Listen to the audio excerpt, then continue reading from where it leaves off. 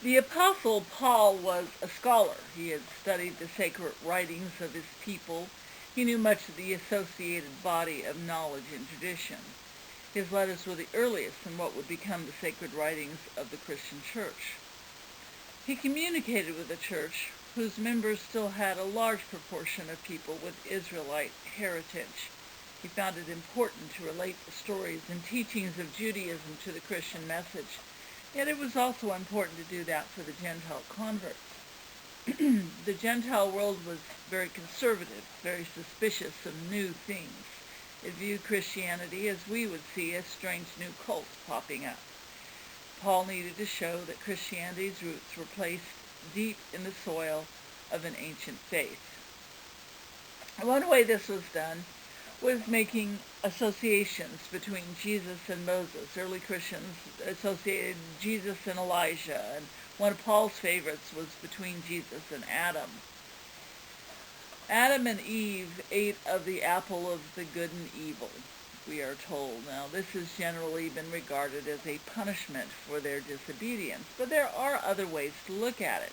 For example, Harold Kushner suggests the story is actually about humanity's transition into moral creative beings. Consider the changes that took place in humanity as a consequence of that story. The knowledge of good and evil is born, the awareness of our mortality. This leads to things like greater creativity and appreciation for living. The story is also about emotional intimacy between a husband and wife. There are shared responsibility. There's working for a living rather than simply gathering food as the stomach demands. Now, Kushner's ideas are not quite as radical as he himself seemed to believe. I know of a Sunday school teacher back in the 1930s who used to comment on the story of Adam and Eve.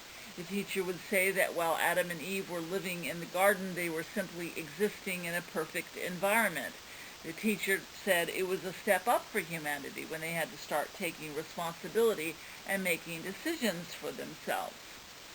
Genesis tells us God looked at everything when it was finished and saw that it was very good. Not just good, it was very good. And I confess I've always had trouble believing God's very good could be so thoroughly destroyed by the one choice Adam and Eve could make. Kushner points out how Adam and Eve had no moral basis even to make that choice. After all, they had not yet tasted the apple from the tree of good and evil, and so that presumably they had no moral conscience. And so Kushner questions, were they being punished, or were they being pushed to grow in their knowledge and their life as human beings? Kushner writes, they enter a world where they will inevitably make mistakes, not because they are weak or bad, but because the choices they confront will be such difficult ones. And religion is the voice that says, I will guide you through this minefield of difficult moral choices, and I will offer you comfort and forgiveness when you are troubled by the painful choices you made.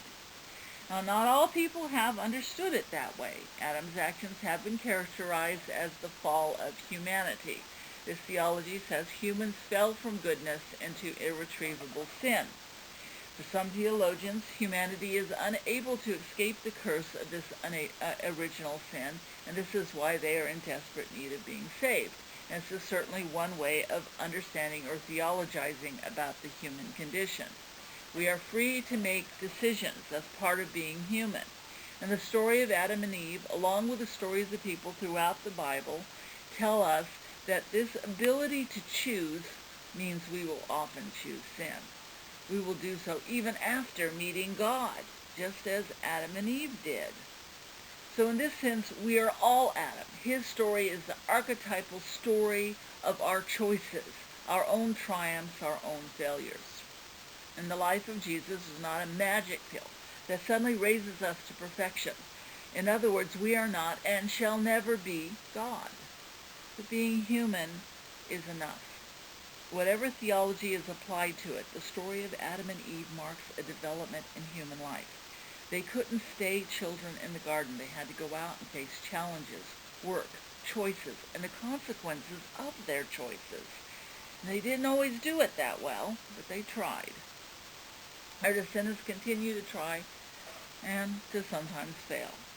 But God is still here, still helping us grow, helping us mature, challenging us to embrace the best of what it means to be human, to be created in the image of God.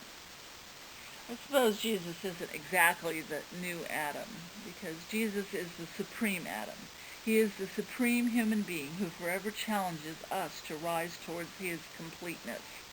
And in the midst of that complex and difficult journey, he is the one who reaches out his hand to guide and to save. As Paul wrote, the first Adam became a living being. The last Adam became a life-giving spirit. Amen.